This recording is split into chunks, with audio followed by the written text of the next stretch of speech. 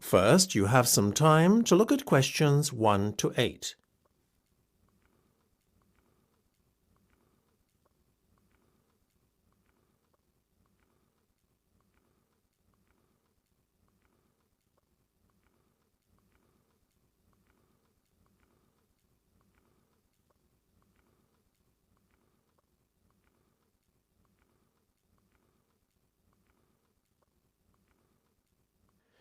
You should answer the questions as you listen, because you will not hear the recording a second time.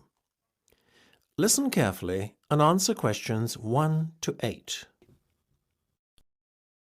So, before we go any further, can we just confirm what has been agreed so far, as it's starting to get a little complicated? Certainly. Tell you what, why don't I start to make out the invoice? Should I address it to you personally, or is there a business name you'd like me to use? We trade under the name Ben and Dye Enterprises. Okay.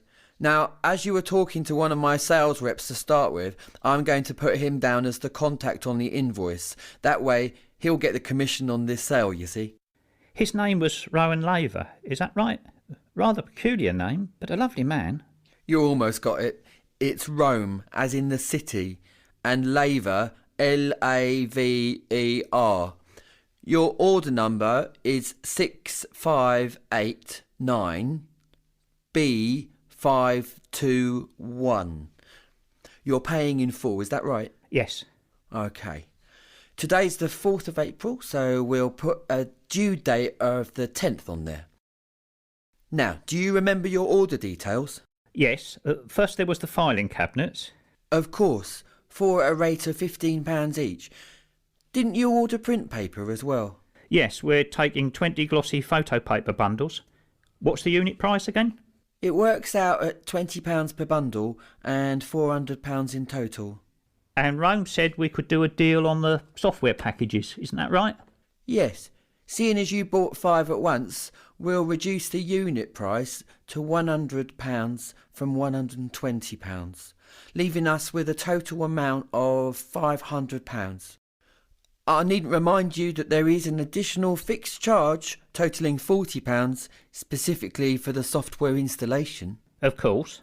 So, getting to a total figure then including sales tax, 16% VAT is added on. That gives us £1,160 by my reckoning. By VAT, do you mean sales tax? Isn't that 10%? It's 25% on some products and 10% on others. We work out an aggregate figure and apply it to all goods sold. In this case, it was 16%, as I've mentioned. Fair enough. Before listening to the rest of the conversation, you have some time to look at questions 9 to 10.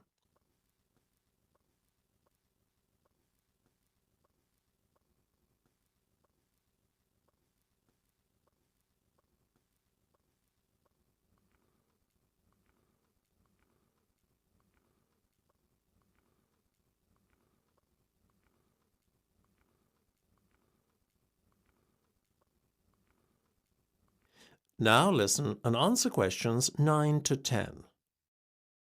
Listen, I know the due date isn't for a week, but do you mind if I write you out a cheque today? Not at all. You can make it out to me, Michael McCloskey. How do you spell that then? What, McCloskey? It's capital M C, capital C, Loskey. Got it. And how much should I make it out for in total? £1,500, please. £1,500? Yes, that's including my consultancy service fees. Oh, I almost forgot about that. Let me make a note here on the cheque. Includes consultancy fees. Now we're almost done. That is the end of part 1. You now have half a minute to check your answers.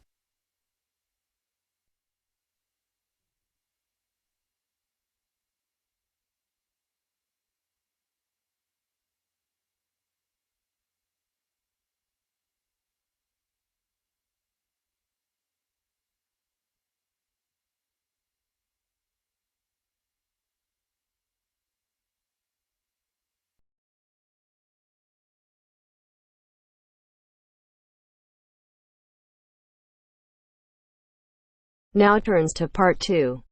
Part 2. You are going to listen to a talk about au pairs in the UK. First, you have some time to look at questions 11 to 15.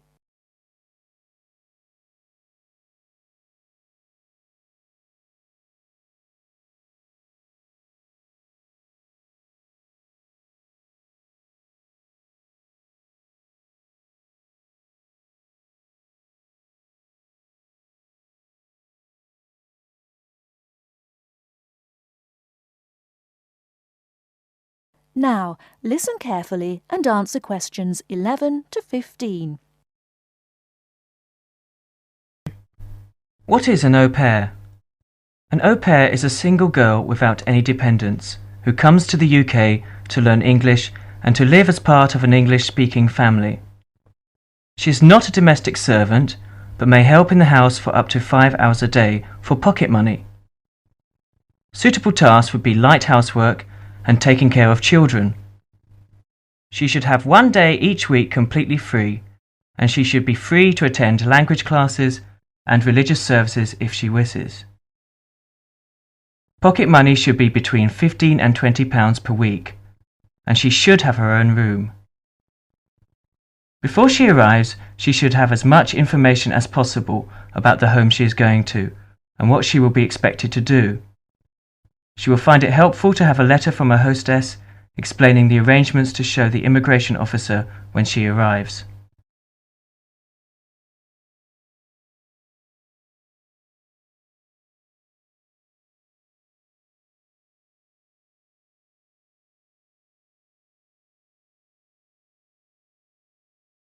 Before you hear the rest of the talk, you have some time to look at questions 16 to 20.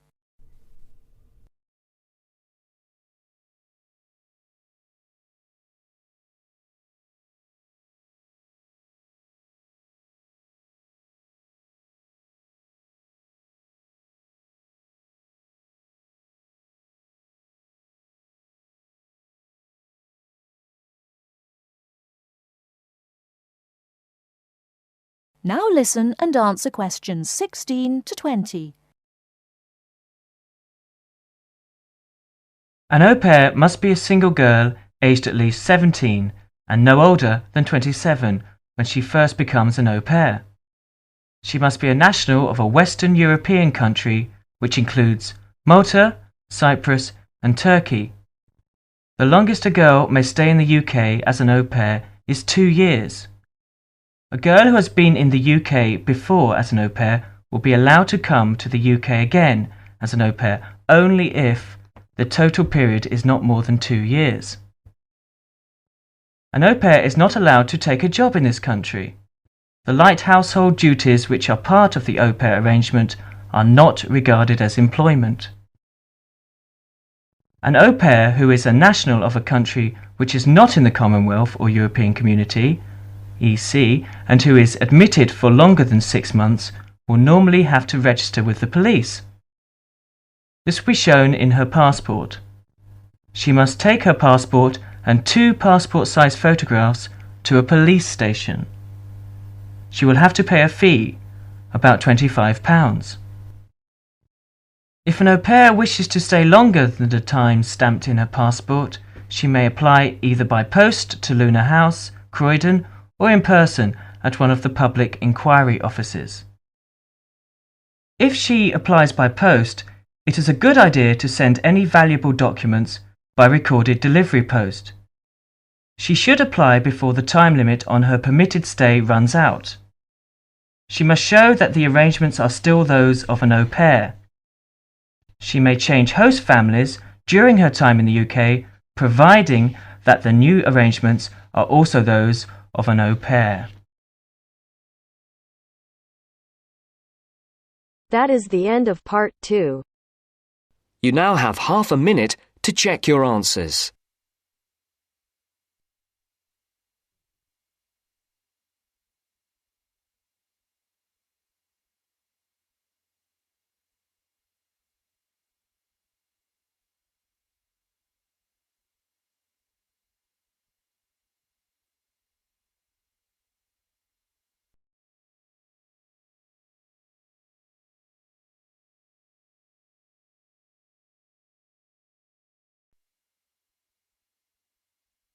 Now turns to part 3.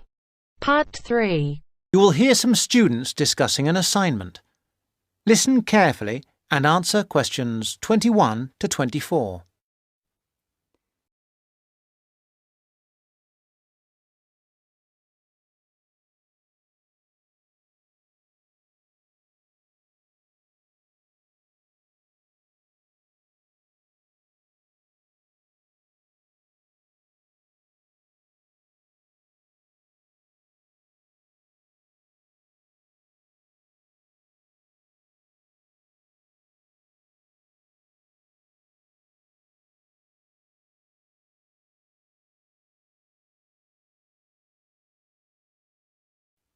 Well, Fiona, we certainly have a lot of work to do this weekend. I wish now I hadn't spent so much time on my other assignment. Don't say that. You did really well. 80%. Yes, but this is different.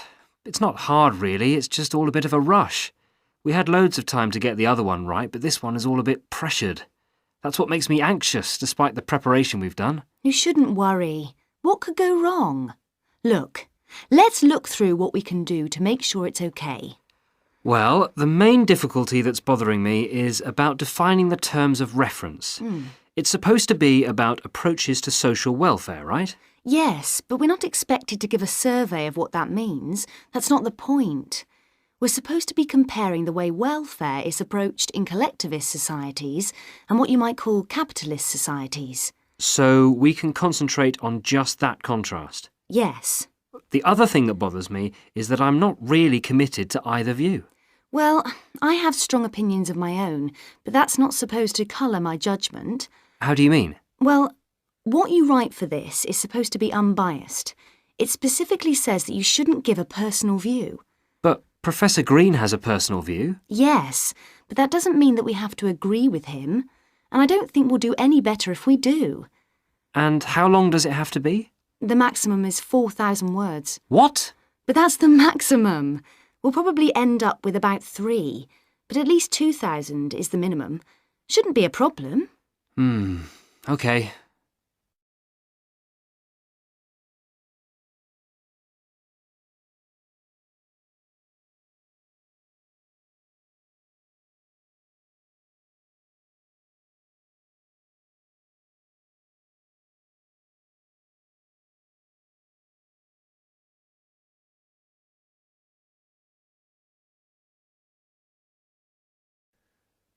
Now answer questions 25 to 30. Now, where can we get some information on all this? Well, we could ask Olive over there. Olive, you did this assignment last year, didn't you? Not this one exactly, but something similar. The most important thing is to get Professor Green's lectures on the welfare state. Is he good? Oh, very good. Didn't you know he was lecturing? No idea. Well, he is. He's at the Beckett building on Tuesdays. I think he's starting this week, so you'll be able to get the series of 6. He deals with the underlying philosophy as well as the economics of it all. It's at 10 a.m. I'd go myself, except that I have too much to do. And what about reading? I've got the reading list here. As usual, it has far more titles and references than we can possibly read in the time. I haven't even got a reading list. Where did you get that from, Mike? I got it at the welcome lecture. Oh, I wish I'd gone to that now. What you need above all is his own book called Welfare Economics. All the department know it and follow his approach. Oh, right. Good idea. Perhaps we don't need to go to the lecture if we have his book. No, I really do advise you to go to his lectures as well. Well, what was the full title of his book? If I remember rightly, it's called simply Welfare Economics by Mike Green. I've got it. Welfare Economics, Glenfield University Press, 2006. Great. Let me just write that down. Anything else you recommend? There's Edward Jones's book, Growing Old in Britain. That's essential reading, but you have to be careful because it's a popular book by a journalist. Well, if it's popular, maybe we'll like it. Who publishes that? That's published by Rutland University Press in 2005. Well, that's very useful. I think it's Professor Green for us next. Right. That is the end of part 3. You now have half a minute to check your answers.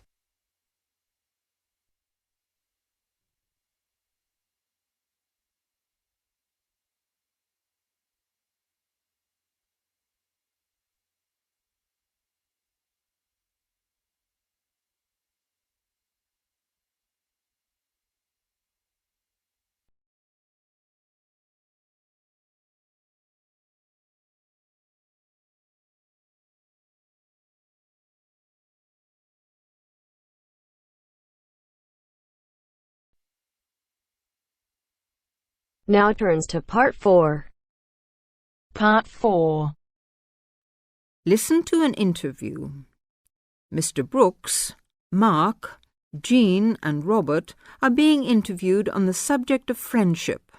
First, you have some time to look at questions 31 to 40.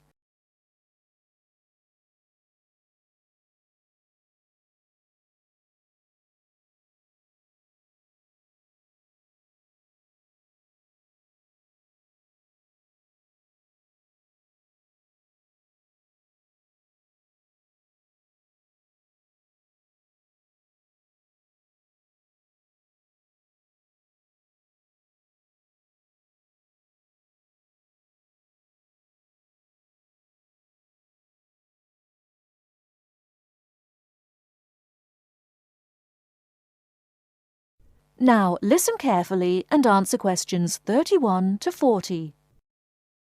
I consider friendship to be one of the most important things in life, whatever your status, married or single.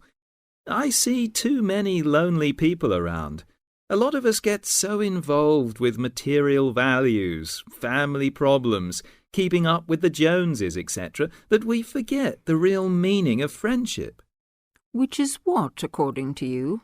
They say a friend in need is a friend indeed, which is partly true. But a real friend should also be able to share your happy moments without feeling jealous. A good friendship is one where you can accept and forgive him, understand mood, and don't feel hurt if a friend doesn't feel like seeing you. Of course, honesty is an essential part of any relationship. We should learn to accept our friends for what they are. As a married man, do you find your friendship is only with other men? Of course not. Both my wife and I have men and women friends, thank goodness. Although family life is fulfilling, it isn't enough. Both my wife and I get tremendous satisfaction from our friends, married or single, male and female. And we both have our separate friends too. We'd get bored with each other if we had the same friends.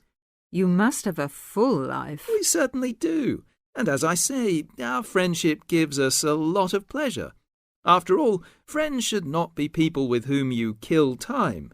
Real friendship, in my opinion, is a spiritually developing experience.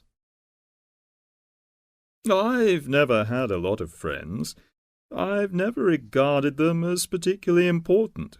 Perhaps that's because I come from a big family, 2 brothers and 3 sisters, and lots of cousins. And that's what's really important in my family. If you really need help, you get it from your family, don't you? Well, at least that's what I've always found. What about you, Jean? To me, friendship, having friends, people I know I can really count on. To me, that's the most important thing in life. It's more important even than love. If you love someone, you can always fall out of love again, and that can lead to a lot of hurt feelings, bitterness and so on. But a good friend is a friend for life. And what exactly do you mean by a friend? Well, I've already said, someone you know you can count on.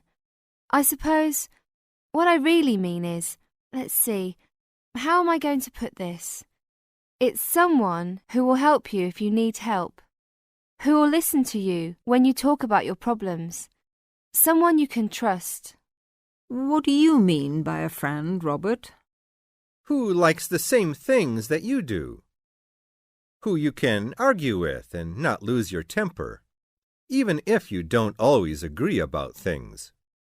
I mean, someone who you don't have to talk to all the time, but can be silent with, perhaps. That's important, too.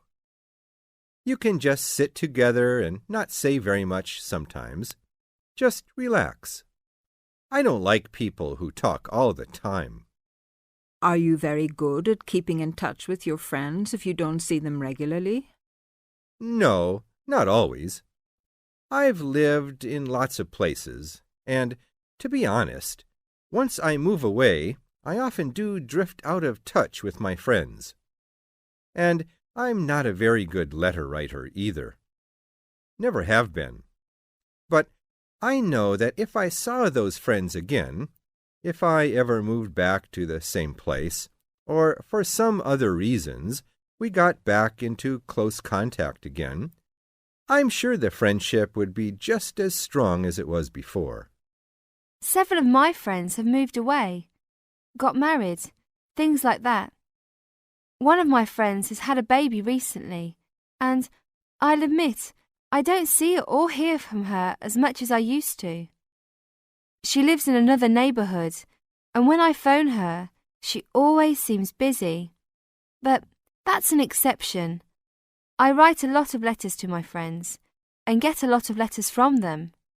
I have a friend I went to school with, and 10 years ago she emigrated to Canada.